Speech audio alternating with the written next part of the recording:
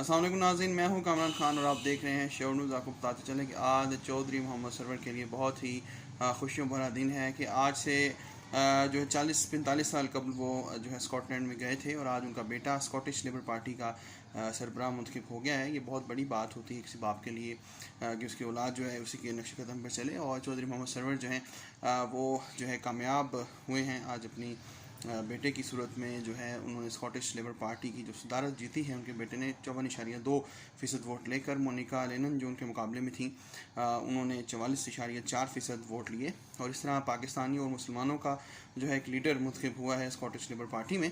आपको बताते चलें कि स्कॉटलैंड की जो बरतानिया से अलहदगी की तहरीक चल रही थी, उस सिलसिले में जो पार्लियामेंट में बिल पेश हुआ था, उन दिनों भी चौधरी मोहम्मद सरवर जो है स्कॉटलैंड में मौजूद थे। वो ख़ास तौर पर प्राइम मिनिस्टर यूके की जो है हिदायत पर पहुँचे थे और उन्होंने जो है वो काम सर अंजाम दिया अपने वतन के लिए, अपने मलका के लिए।